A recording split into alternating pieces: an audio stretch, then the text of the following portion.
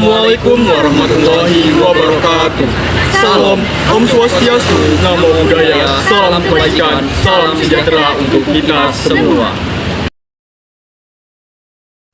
Halo teman-teman, di sini kami akan mengenalkan HAM dengan cara yang santai dan relate dengan kehidupan kampus. Tenang, pembahasannya nggak akan berat kok. Kami di sini cuma akan membahas bahwa nilai-nilai HAM itu sudah kita lakukan tiap hari loh. Siap ikuti One Day One Challenge? Yuk, jadikan kampus sebagai tempat yang nyaman dan inklusif. Atom terlalu menstabilan tanpa menjadi adanya kewajiban yang harus lakukan untuk menerima, melepas, atau bahkan berbagi elektron untuk menyampaikan aturan chat. Begitu pula dengan manusia. Terkadang kita terlalu menuntut adanya hal. Pak, menurut Bapak, boleh apa tidak sih memfoto orang lain tanpa izin? Kalau menurut saya, tanpa izin itu tidak diperbolehkan. Nah, benar Bapak. Karena dalam Undang-Undang Dasar 1945 dijelaskan dalam pasal 28G ayat 1 tentang hak privasi orang lain. Jadi, stop orang tanpa izin karena itu melanggar hak privasi seseorang. Menurut kakak, membuli seseorang itu termasuk ke dalam pelanggaran hak apa sih, Kak? Tentu masuk ke dalam pelanggaran hak asasi manusia, di mana kita tuh mendapatkan sebuah ancaman yang dimana merasa diri kita itu tidak nyaman dalam sebuah suatu lingkungan.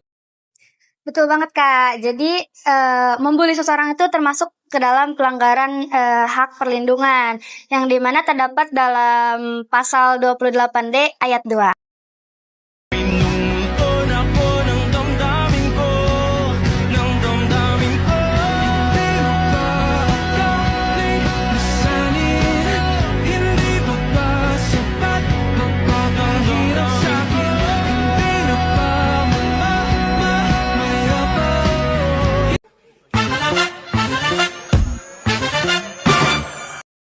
Aku tahu kamu ingin kebebasan. Jangan komplain soal aturan. Bintang 5 tapi ku bukan ancaman. Aku bukan makanan yang bikin kamu kenyang.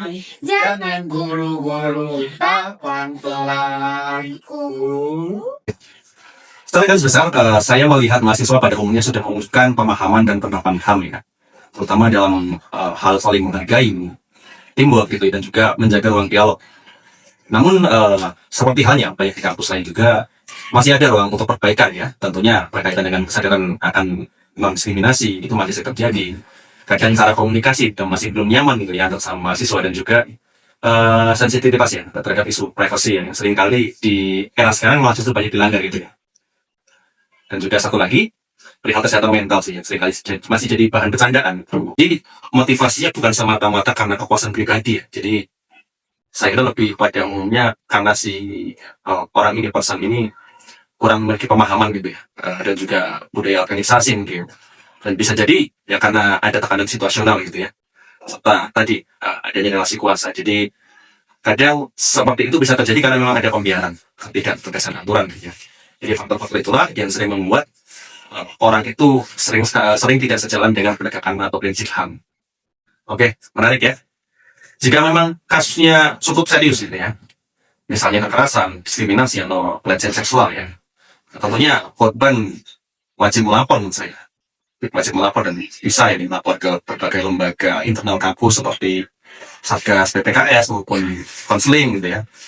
Kalau kasusnya cenderung sangat berat ya, bisa mungkin langsung membuat laporan ke polisian gitu ya. Jadi memang harus ada perlindungan dari jalur internalnya maupun eksternal.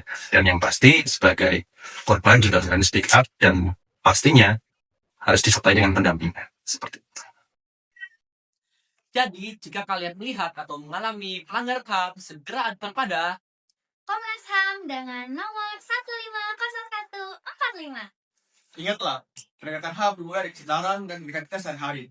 Tegakkan keadilan, hargai perbedaan. Mari kita di kampus yang berdaya akan nilai-nilai HAM. Salam manusia. Hakku, hakmu, hak kita semua.